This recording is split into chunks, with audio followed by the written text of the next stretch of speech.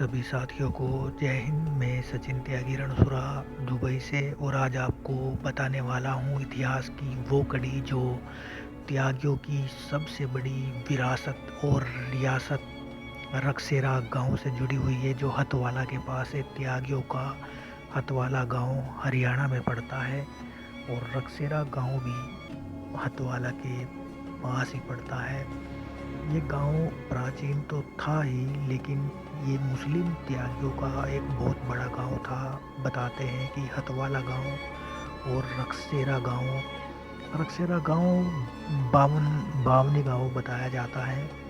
और ये चीज़ें मैं आपको अपने जो मैंने अध्ययन किया, विभिन्न जगह से सामग्री उठाई, उसके आधार पर अपने एक्सपीरियंस से बता रहा हूँ। कोई लिखित सामग्री इस समय मैं नहीं पढ़ रहा हूँ इतिहास से रिलेटेड। बस मैं जो पढ़ा, जहाँ जहाँ से मैंने पढ़ा, उन्हीं को आपके सामने रख रहा हूँ।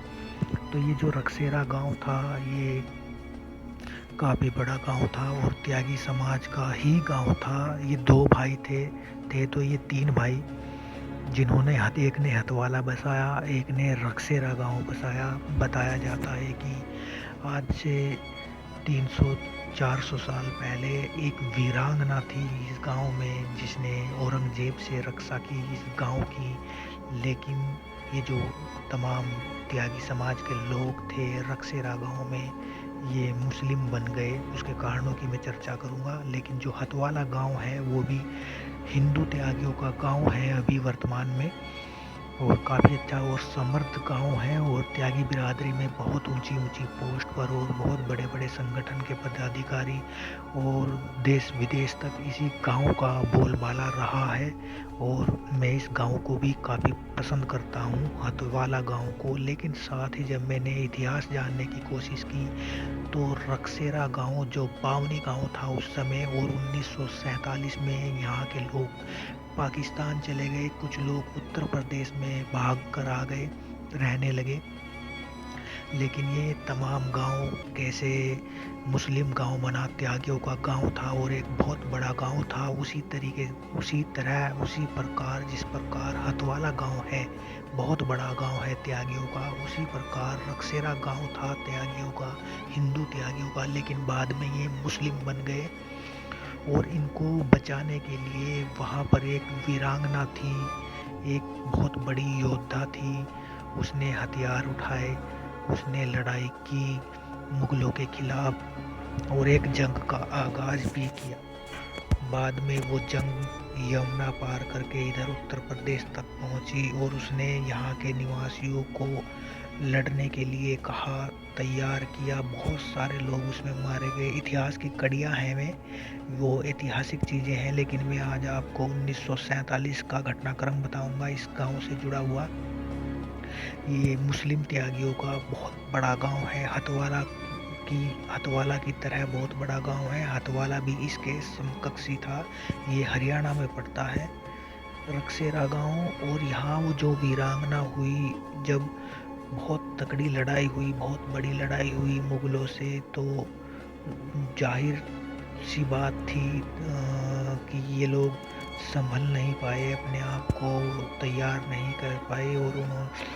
और ये तमाम गांव तो मुस्लिम बन गया, लेकिन उसने वीरांगना ने हथियार नहीं डाले और उसने लड़ने का मन बनाया और अपनी पूरी ज़मीन एक ब्राह्मण को दे करके, इस गांव में एक ब्राह्मण परिवार को अपनी ज़मीन दान करके, और एक मंदिर है वहाँ गांव के बाहर एक उसकी ज़मीन में, और ये चली आई वहाँ से। ये एकमात्र योद्धा थी रक्सेरा गांव की जिसने मुस्लिम धर्म स्वीकार नहीं किया और करने से मना कर दिया, और अपने कुछ बागी साथियों के साथ में ये फिर उत्तर प्रदेश यमुना पार करके इस तरफ आ गई। और यहाँ इसने मेरठ, दिल्ली और गाजियाबाद, लोनी और मुजफ्फरनगर, सहारनपुर, हरिद्वार तक बहुत सारे अनगिनत अभियान चलाए। मैं आपको इस वीरांगना का नाम नहीं बता पा रहा हूँ, क्योंकि इसके नाम के पीछे कई किंवदंतियाँ प्रचलित हैं, कई कहानियाँ हैं। जब जिस दिन मुझे सही नाम मालूम पड़ जाएगा, मैं आपको बता दूँगा। लेकिन मैंने अलग अलग जगह, अलग अलग ज़िलों में इस वीरांगना का नाम अलग अलग सुना है।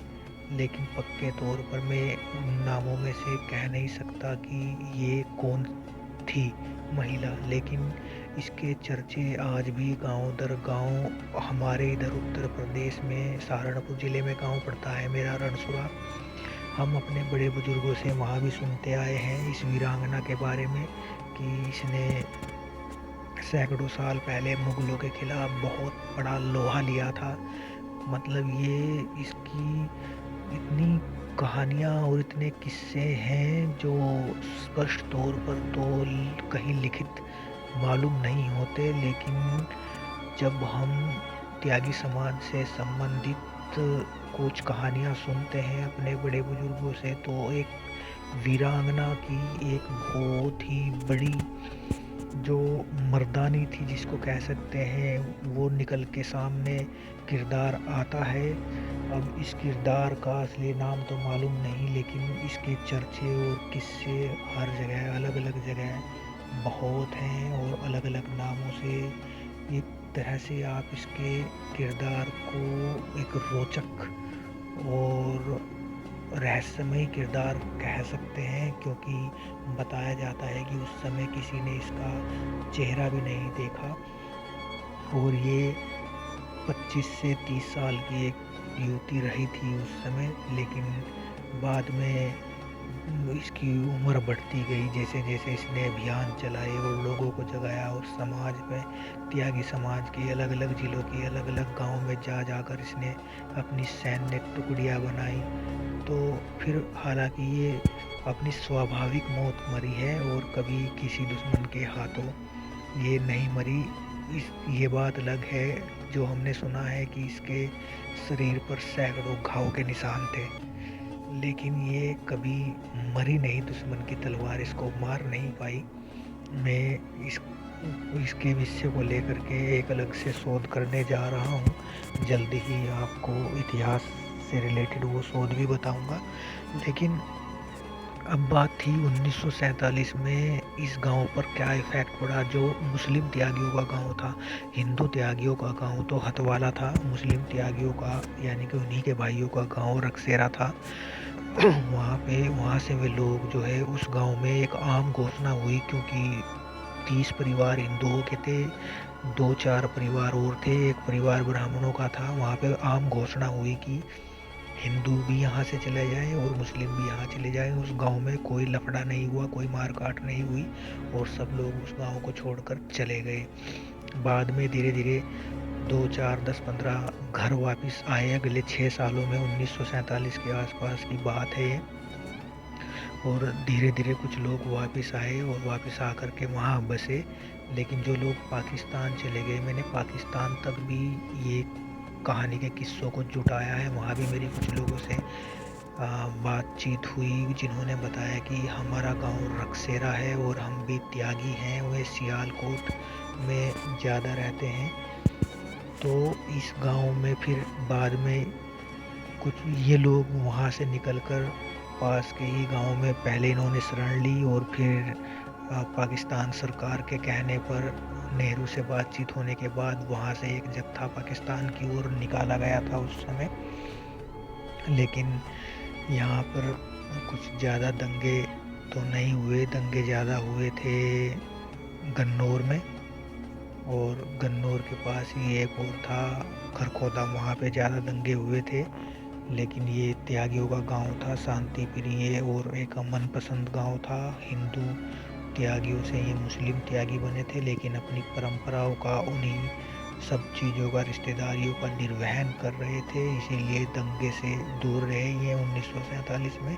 लेकिन जो यहाँ के ऐतिहासिक किस्से हैं और प्राचीन किस्से हैं मुगलों से लेकर 1947 तक के, वे बहुत ही ज़्यादा रोचक हैं और कई कहानियाँ और कई किरदार यहाँ से त्यागी समाज ने दिए हैं। मैं जल्दी ही अपने शोध के आधार पर आपको एक अलग से वीडियो बनाकर डिटेल सहित सब बातों पर फोकस करूंगा। लेकिन मेरे जो स्वाध्याय में निकल कर आया है यहाँ की धरती और मिट्टी के बारे में, वो मुझे बहुत ही रोचक लगा और मैंने सोचा कि आप लोगों तक उसको साझा किया जाए।